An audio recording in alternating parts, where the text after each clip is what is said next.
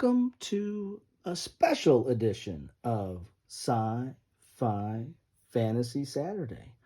Why is it special? Well, probably for three primary reasons. Number one, it's the day before the Super Bowl, and the team of my youth, my hometown where I was born and raised, and my most impressionable years, is in the Super Bowl. So, yeah, that's a thing. So I need to big sports fan and followed them my whole life. So that is something that I've kind of on my mind and a little bit distracting actually. So got to get all my videos and all my content in before the big game.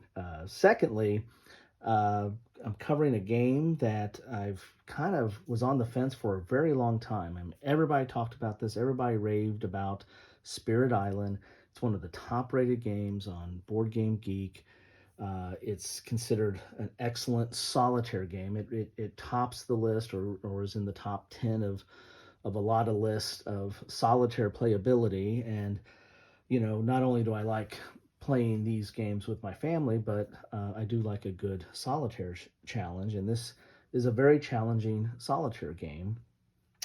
And so, that's another reason for why I wanted to kind of have a special edition of this, because when I get something, I just don't go halfway usually. So I got a pretty big bundle of this stuff. I found a deal on it, and because I like a deal. And so not only do I have Spirit Island, I've got Spirit Island Jagged Earth, I've got Spirit Island Branch and Claw, I've got the premium token pack, and I've got some of their promo expansions as well. So yeah, I've got a lot to cover today before the Super Bowl. So anyway, so that's another reason why this is kind of a special edition. I'm not going to go over all this in one unboxing. I'm probably just going to do Spirit Island first, and then I'll try to cover the rest of them as the day goes on and as time permitting. And the third reason is, I was going to push this over into Super Bowl Sunday because this kind of fits into the Sanctuary Sunday. Saturday is kind of reserved for sci-fi and fantasy. This really isn't sci-fi or fantasy, but it does kind of fit in the middle or kind of fit adjacent to those. So I decided to go ahead and go with sci-fi fantasy Saturday. Plus it gives me more time to get it done before the Super Bowl. Anyway, this is the Cooperative Settler Destruction Strategy game. What does that mean? Well, this is a unique take on Euro games, because there's a lot of Euro games. When I kind of got back into the hobby in the early 2000s, the number one game on Board Game Geek was a game called Puerto Rico, and it's an excellent Euro game. It's the mechanics are deep, as far as the rules are not very deep, but the mechanics and the strategy are very deep. But one of the complaints it had against it is it kind of had colonization, and it had kind of a tip of the cap or a nod or a wink or a nudge to slavery. And there's a lot of games that kind of deal with that. They either deal with it as a mechanic or as a theme. And some people think that might be, taking it too lightly, or they deal with it, they try to deal with it head on. There's been some games that have tried to just take the subject head on and try to deal with that period of history and have it be part of it, But then there has been, kind of a movement. I'm not going to use the term, but there's been a movement to try to take some of that out of games. And I know, for example, for Five Tribes, which is a Mancala type Euro game, well, there was slavery cards in that, and they took that out and replaced that. So it's a controversial topic, and I'm not going to get into the merits of either having it in a game or having it not in a game or dealing with it in a game. I think history needs to be dealt with, and I think we need to address it head on, but we need to do it respectfully, and we need to do it with the right sensibilities, right? So anyway, this game takes it on and reverses it. This is basically the settlers or the colonists are the bad guys, and you are playing the spirits. You're playing the spirits of an island. Again, some of that, fantasy type theme here, in that you are basically the embodiment of this island and you are trying to take on the settlers and kick them off the island, because the settlers, the more they multiply or the more they expand on your island, they are destroying the island, and they're bad for the island, and they're bad for the local inhabitants. And so you are trying to team up with the local inhabitants or use the local inhabitants to try to get these settlers or colonists off the island, and preserve it back to back to nature, or back to spirit, or back to its original status. So it's an interesting concept here, right? Yeah, they decided to take on colonialism, but they flipped it, right? And so they're taking it on literally, and they're going right at it and trying to, and that's the purpose of this game, is to destroy and get rid of the settlers. So let's look at the back of the box here. The island needs your help. Powerful spirits have existed on this isolated island for time immemorial. They are both part of the natural world of the same time, something beyond nature. Native islanders, known as the Dahan, have learned how to coexist with the spirits, but with a healthy dose of caution and respect. However, now the island has been discovered by invaders from far off land. These would-be colonists are taking over the land and upsetting the natural balance, destroying the presence of spirits as they go. As spirits, you must grow in power and work together to drive the invaders from your island before it's too late.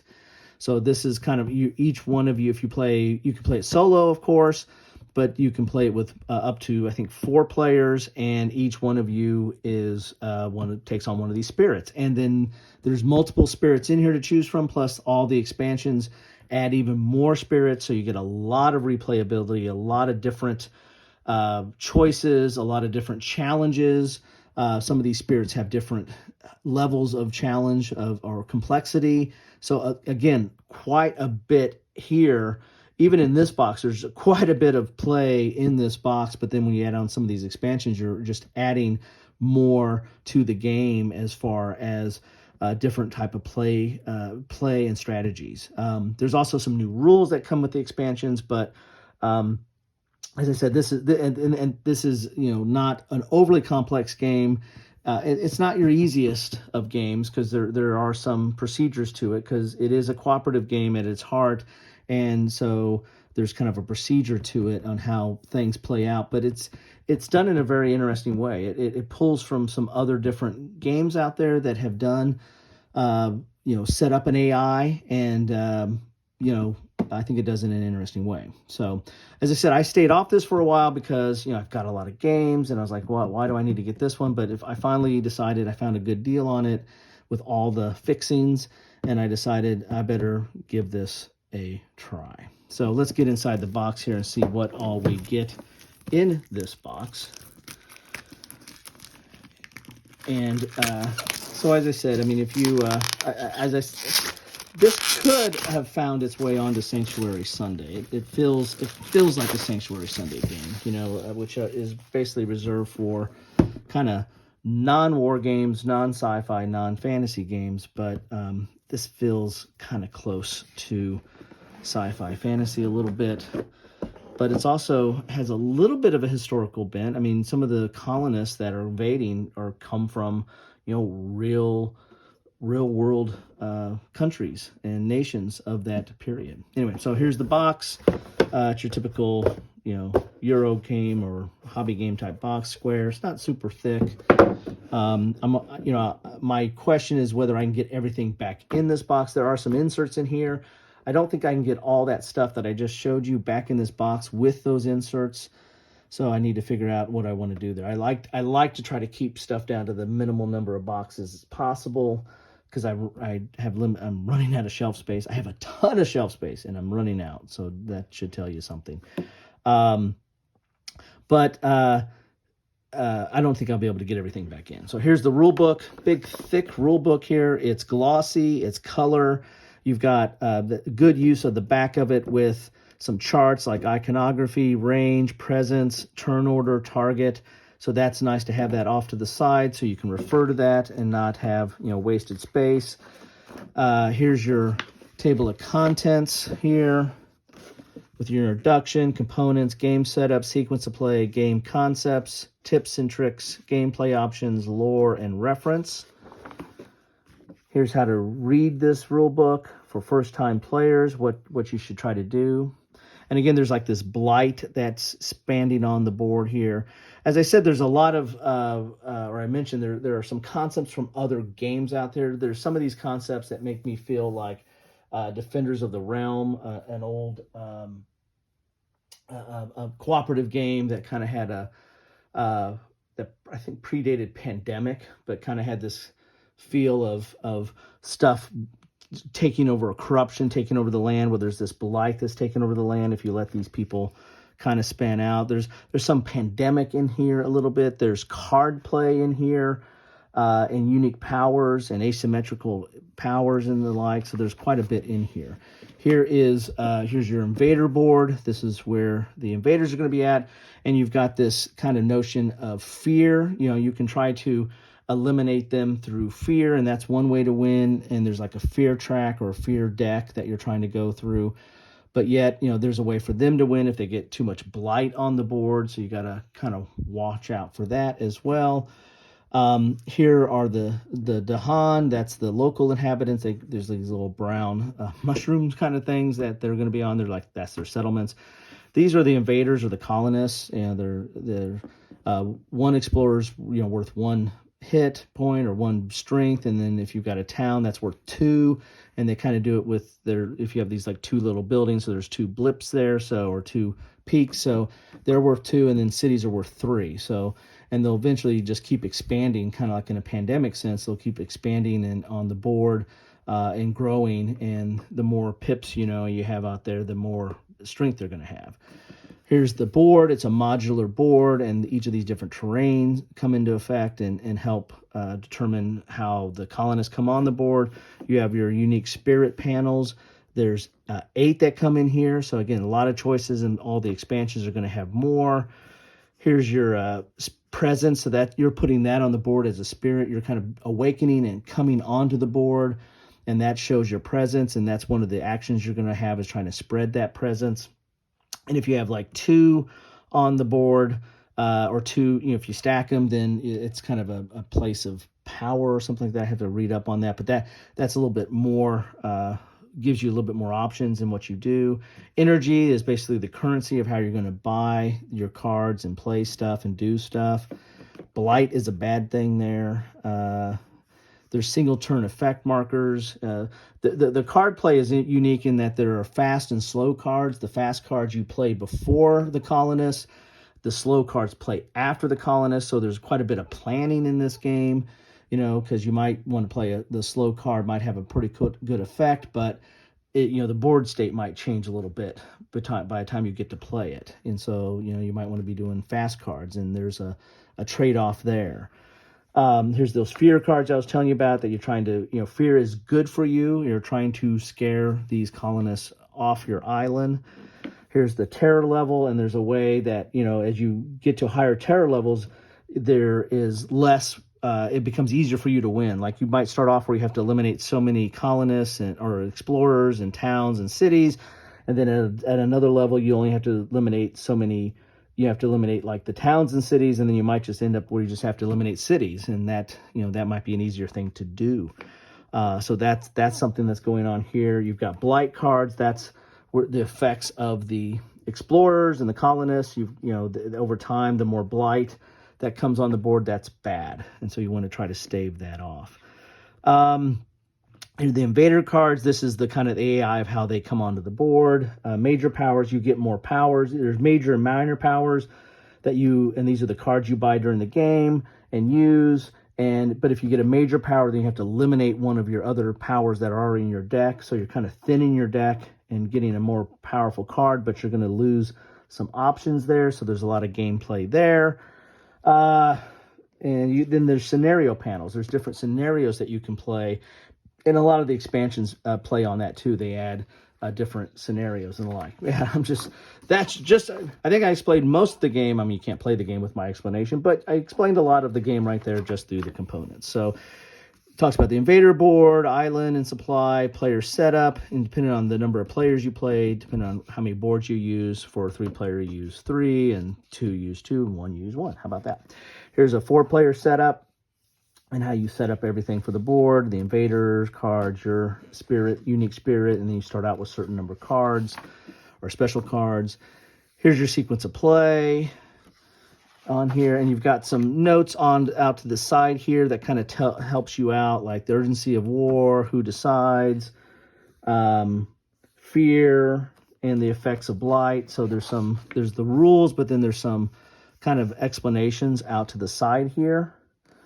Here's some examples of play here,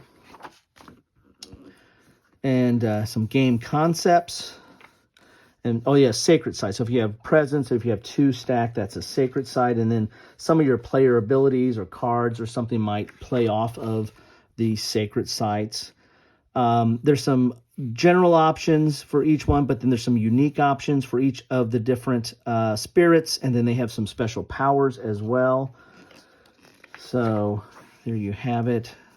Again, this is all kind of the game, talking about the Dahan powers. Here's an example of the player cards here.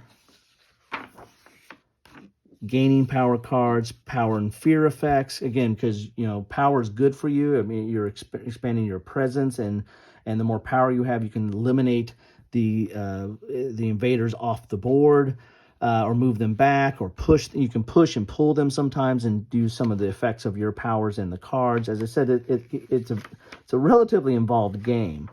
And as I said, the game concepts are not necessarily complex, but it's a unique approach of how this is done and how you're using your power and spreading your presence on the board, because you're the spirit. So although the concepts are not necessarily complex, the getting your mind around it and how it plays and how to win, that's really the complexity here, because it's kind of a puzzly. A lot of solo games and cooperative games are a little bit of a puzzle. You got to figure out what are the best options as they're coming on the board, and you got to figure out how your spirit interacts with your teammates' spirits, because you might have some strengths and weaknesses. They're going to have strengths and weaknesses. How you interact together and how you divide up the map and how you're trying to tackle the situation. All that kind of fits in here. Then you throw in some unique strategies, some scenario kind of cards that changes things up. And so,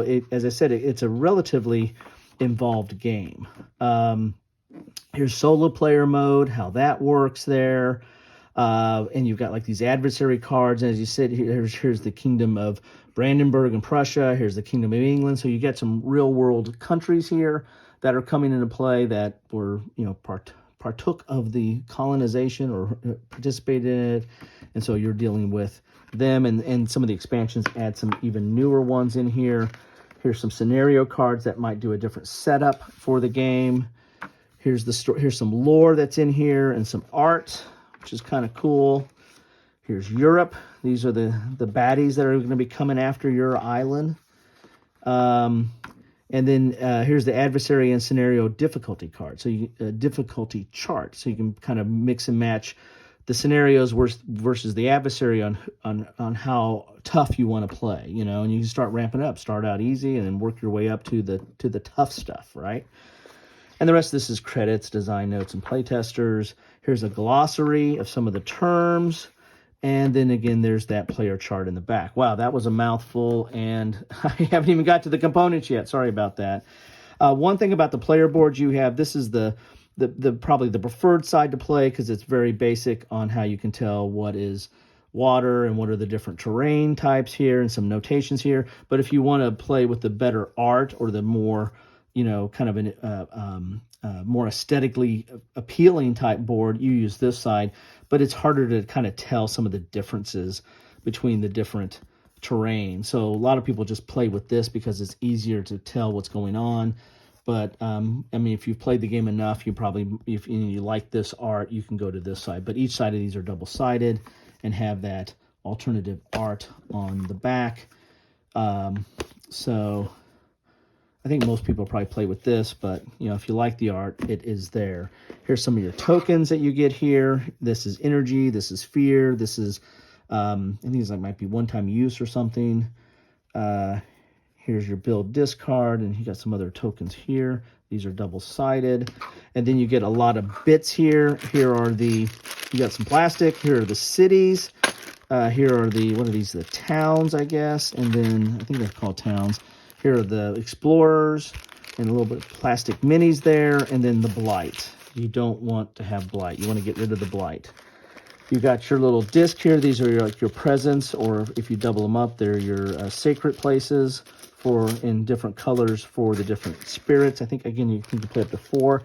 And here's the Dahan little wooden cubes there. So you have a tray here that you can pull out. It's kind of flimsy, but at least it is a tray here. So you can have a different layer to get to some baggies if you want to bag some stuff. You got some cards here. You got some smaller cards here. These are the basically the invader cards, or how they kind of go through the deck. We'll take a look at those briefly here. And then some more cards like your minor and major powers. Then you've got your different spirits. We got some more punch outs here for the, this is the setup, the terror level. As I said, the more you advance, you get down to where you just have the victory conditions, just get rid of cities. And here you got to get rid of towns and cities. And then here you got to get rid of all 3. So that's how this board plays out. This is the invader board here, where you've got some fear cards that come out of here, and this is the track that the invaders play, where you play those smaller cards. This is how they're going to come onto the board, and then they go from ravage, build, and explore, right? So they're going to ravage an area that where they have units. They'll build, like build cities or towns, and then they'll explore. This is how they come on the board, and so this is kind of that unique AI. That's how they come on here. Here's the blight and terror. So this is like kind of the holding box for all the different things that you're going to need on the board. Then you've got, these are some of the scenarios here. We'll take a look at those in a second. Let's look at some of these spirits here. So these are your spirits. You've got 8 boards here. And then I think you got 8. And then on the backside tells you a little bit about their lore, kind of a context, their setup, their play style, and then their difficulty. This is moderate, and then tells you, kind of gives you a summary of what they're good at. Here's their offense, control, fear, defense, and utility. So this is a more of a defense spirit here. This one here. Oh, and then you got the front side. Sorry, let's look at the front side. This is their abilities. This is how you grow. This is like their growth abilities. You get to choose one of these different segments. You pick one, and that's what you do. It's either putting presence on the board, or buying cards, or getting energy. Here's what you do when you put your those little round tokens on here, and then you pull these off as you add more presence to the board, and this gives you more abilities and gives you more. This is like some of your energy, and this is some of your card play, right? And then you have some special powers that are unique to this spirit, and then some special rules for this spirit, right? And you're going to have that for each one. So that's why I said there's a lot of unique and asymmetrical powers and play over time. This one here is good at fear, but it's high complexity. This one's probably, I can tell this right off the bat, this is good at offense. So yes, this is really good at offense, but it's low complexity. So you might want to start playing with one of these guys first. And these are nice thick boards here. This is high offense and high complexity. And these names are really cool. I mean, look at that name of that spirit there, Ocean's Hungry Grasp. I mean, because you're a spirit. You're a spirit of the island. You're the embodiment of something that lives on the island. Lightning Swift Strike. I mean, it's kind of cool. This one is River Surges in Sunlight. Look at that. This is really good at control, decent at offense, really low fear and defense, and low complexity as well. Here is Shadows Flicker Like Flame. Look at that. Low complexity, pretty decent fear, an offense and controlled, actually. Here is Thunder Speaker. Moderate, and you can just see, it gives you a nice little thumbnail of, oh, who do I want to play? And then you can read up more how you want to read up on that. This one's really good at defense. Yeah, really probably one of the better defense ones, and it's low complexity. As I said, it gives you a little bit of background, how to set up, play style, and then you're going to, once you set up, you'll flip this over, and this is your play side of the board. So there you have that. Let's get into some of the cards here before we go too long on this. I've already gone too long. And look at all those other boxes that I need to get to.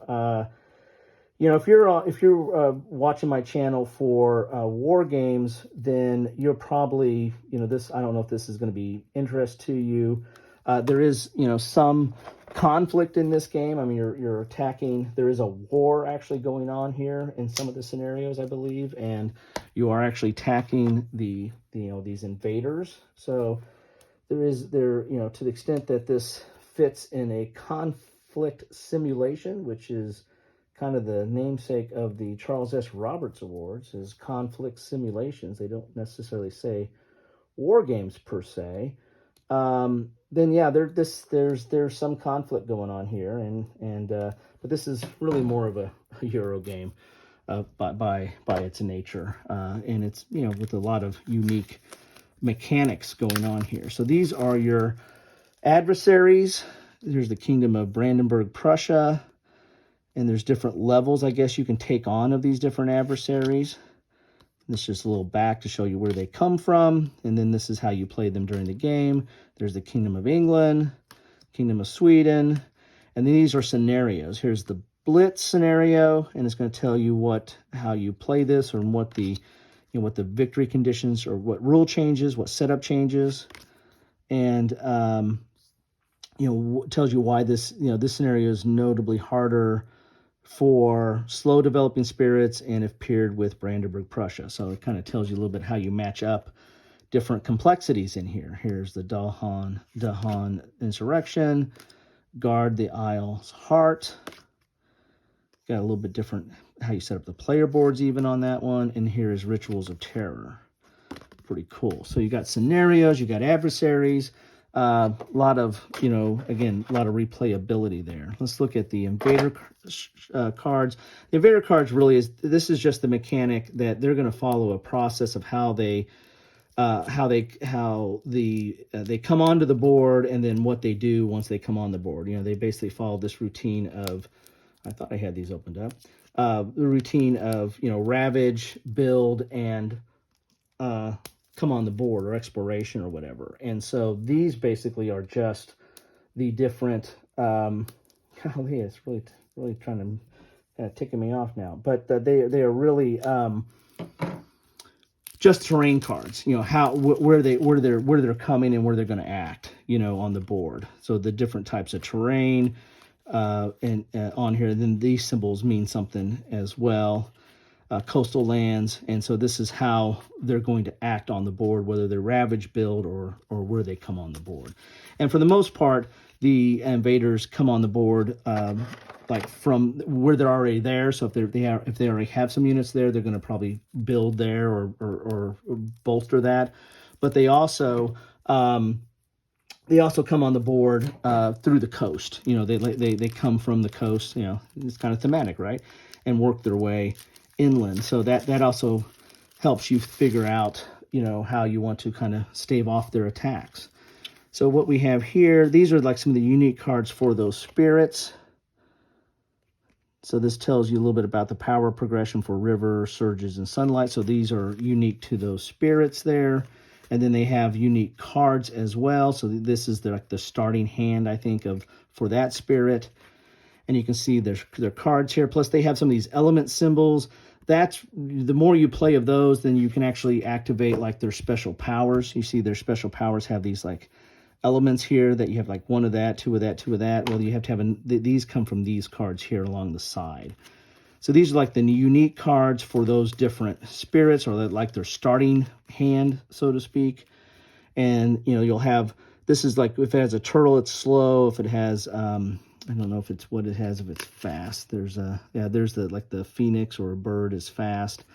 And it tells you what its requirements might be, and then what you do. And then it also plays some of these symbols, and then of course that's what the cost is in energy. So these are all some of the unique cards or starting cards for the spirits there.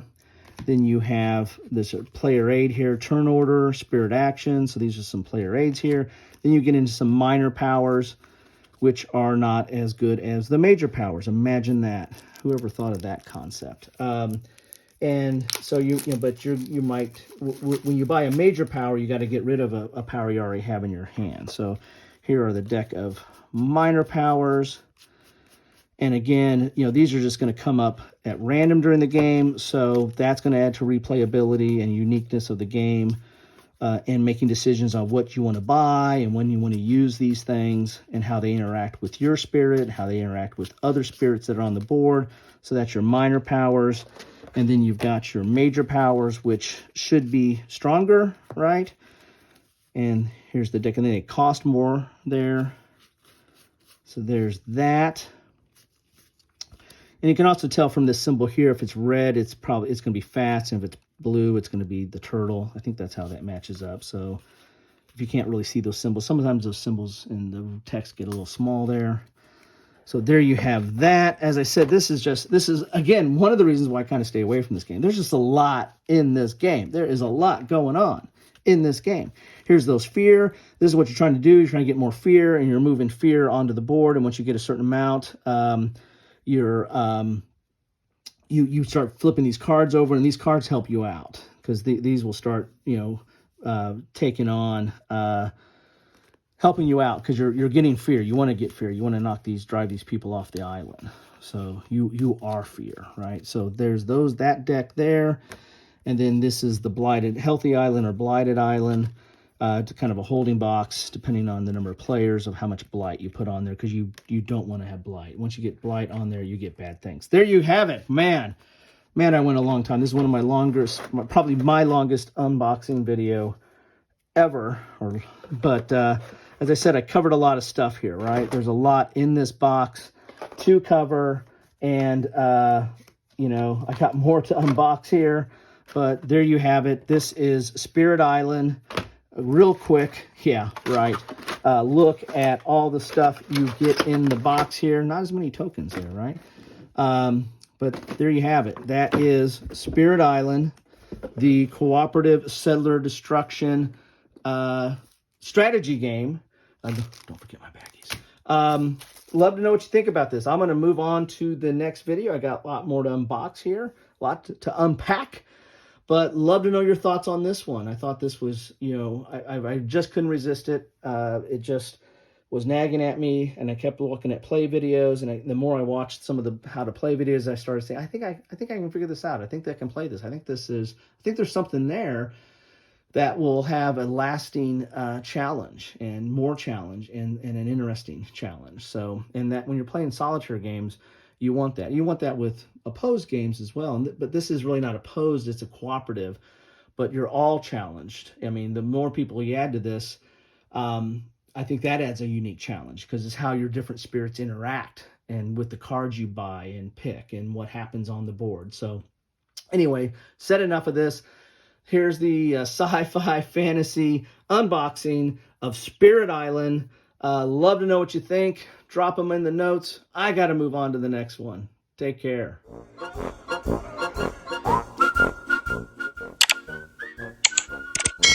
Thanks for watching.